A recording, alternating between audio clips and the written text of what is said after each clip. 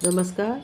आज हम आपको महाशिवरात्रि पर पूजन विधि बता रहे हैं। सबसे पहले भगवान जी की एक प्रतिमा रखेंगे, उसके बाद एक गणेश जी की मूर्ति रखेंगे और थाली रखेंगे। उसके बाद श्रवण नक्षत्र में सर्वार्थ सिद्धि योग में इसका शुभ संयोग बन रहा है। सबसे पहले 4 पहर की पूजा किया जाएगा। प्रथम पहर 6 बजे से शाम 6:11 बजे से रात 9 बजे 9:23 बजे। द्वितीय पहर रात 9:23 बजे से 12:35 तक। फिर तृतीय पहर रात 12:35 से सुबह 3:47 तक। चतुर्थ पहर सुबह 3:47 बजे से सुबह 6:59 तक। अब पूजा की सबसे पहले एक चौकी लेंगे। साफ चौकी पर कोई वस्त्र साफ बिछा देंगे। मैंने पीले रंग का वस्त्र बिछाया है। गणेश की प्रतिमा रख लेंगे।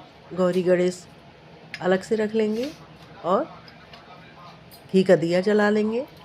घी का दिया जलाने के बाद गणेश जी को कलावा चढ़ा देंगे और प्रतिमा पर भी कलावा चढ़ा देंगे। शंकर जी का भी कलावा चढ़ा देंगे। रखेंगे थाली पर एक बर्तन रखेंगे। पत्थर हमने रखा है। शिवलिंग हमारे पास सफ़ेद संगमरमर का था, उसको रखा है। और सबसे पहले हमने जल से शिवलिंग को धुला। उसके बाद इसमें गंगा जल से हमने अभिषेक किया।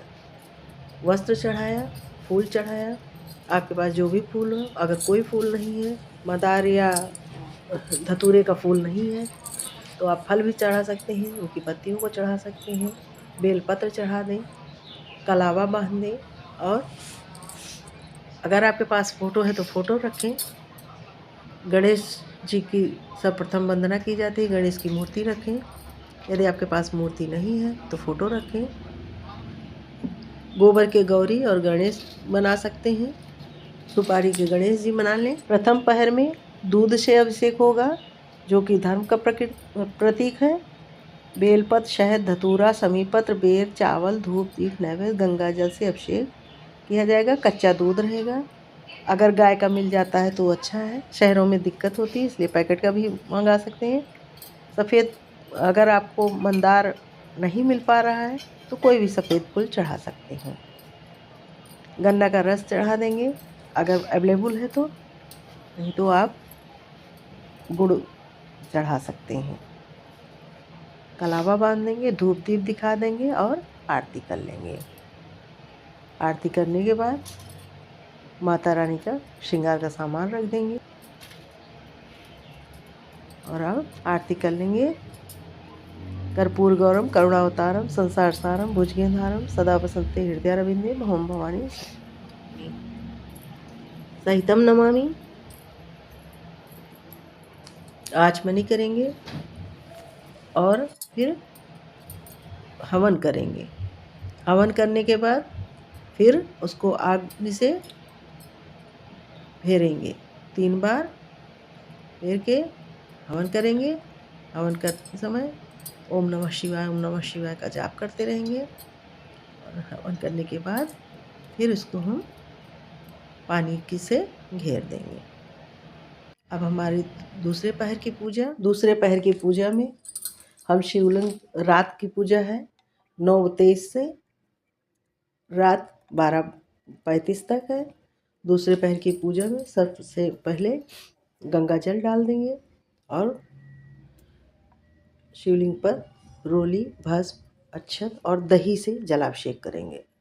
सुबह हमने दूध से किया था, इस समय दही से करेंगे। उसके बाद साफ जल से फिर स्नान कराएंगे और त्रिपुंड लगाएंगे, रोली लगाएंगे, अबीर गुलाल लगाएंगे। रात के ही समय माँ गौरा रानी का विवाह हुआ था, इसलिए माँ गौरा रानी के लिए एक वस्त्र भी रखेंगे। और आप चाहें तो गमछा भी रख सकते हैं शिव भगवान के लिए, नहीं तो आप इसमें कलावा भी लपेट सकते हैं। सभी पत्तों को धुल के साफ करके रख लिया है। आपके पास अगर 11 पत्ते हो तो ठीक है, नहीं तो 2-3 बेलपत्र से भी काम चल जाएगा। जो सुबह हमने चढ़ाया था उसको भी ले सकते हैं। आरती करेंगे। आरती करने के बाद भगवान से प्रार्थना करेंगे और पंचामृत का भोग लगाएंगे। फिर हम हवन करेंगे। हवन करने के बाद इसको मंडल करेंगे, घेर देंगे 3 बार ओम माधवाय नमः, कृष्णाय नमः, ओम नाय नमः। तीसरे पहर की पूजा के लिए फिर से हम शिवलिंग को साफ करेंगे और तीसरे पहर की पूजा रात 12:35 से सुबह 3:45 तक रहेगी। आप किसी भी समय कर सकते हैं, सर्वाधिक शुद्ध योग है। साफ पानी से धुलेंगे शिवलिंग को, उसके बाद गंगा जल डालेंगे। गंगा जल डालने के बाद घी से अभिषेक करेंगे। पहले हमने दूध से किया था, फिर दही से, अब देसी घी से। अगर गाय का है तो बहुत अच्छा है। यह कामना पूर्ति के लिए होता है। इसमें फिर हम त्रिपुंड लगाएंगे शिवलिंग पर, अबीर गुलाल लगाएंगे और सारी पूजा उसी तरह करेंगे। फल रखेंगे, अगर 4 फल है तो ठीक है, नहीं है तो कोई बात नहीं। और इस समय हम फिर से शिवलिंग को साफ करेंगे और फिर उस पर सारा साफ करके जलाभिषेक करने के लिए चौथे पहर की पूजा की तैयारी करेंगे। अब हम चौथे पहर की पूजा के बारे में बताएंगे। पूर्वत की भांति शिवलिंग को साफ कर लेंगे। साफ करने के बाद गंगा जल, दूध, दही, शमी पत्र, बेलपत्र, चावल, धूप, दीप और शहद से अभिषेक करेंगे। मोक्ष का चौथा पहर मोक्ष का पहर होता है और घी का लेप करेंगे। फल में कोई फल चढ़ा देंगे, 4 फल है तो ठीक है। पूर्व की भांति अबीर, गुलाल, पंचामृत सबसे पूजा करेंगे। और हाँ, अगर आपके वस्त्र गंदे हैं या आप शौच के लिए गए हैं तो वस्त्र को बार बार चेंज कर लीजिए। संभव हो तो नहा भी लीजिए। अगर नहीं संभव हो तो स्वच्छ कपड़े पहन के तभी पूजन करें। पूजन से बहुत ही लाभ होता है। गरुड़ पुराण की कथा के अनुसार निषादों के एक राजा थे, सुंदरसेन। उन्होंने अनजाने में ही शिवलिंग को नहलाया और पूजा की और रात्र निषाद राज को यमदूतों से छुड़ाया। यमदूतों से छुड़ाकर उसे यमराज अपने धाम ले गए, जहां उसे मोक्ष की प्राप्ति। तब से लेकर आज तक महाशिवरात्रि के पावन दिन पर लोग रात्रि जागरण करते हैं, पूजा पाठ करते हैं और चारों पहर की पूजा करके शिव सानिध्य प्राप्त करते हैं। सभी कथाओं का सार एक ही है, एक ही संदेश है। बेलपत्रों से शिव की आराधना करता है जो, वो अंत में आनंद और मोक्ष की प्राप्ति। रात्रि पूजन के बाद सुबह हम इसका विसर्जन करेंगे। विसर्जन करने के बाद जो प्रसाद चढ़ाया गया था, फल, उसको गाय को दे देंगे।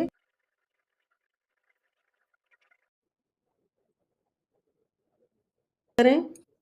हर हर महादेव। आप लाइक करें, कमेंट करें कि कैसी लगी पूजा विधि।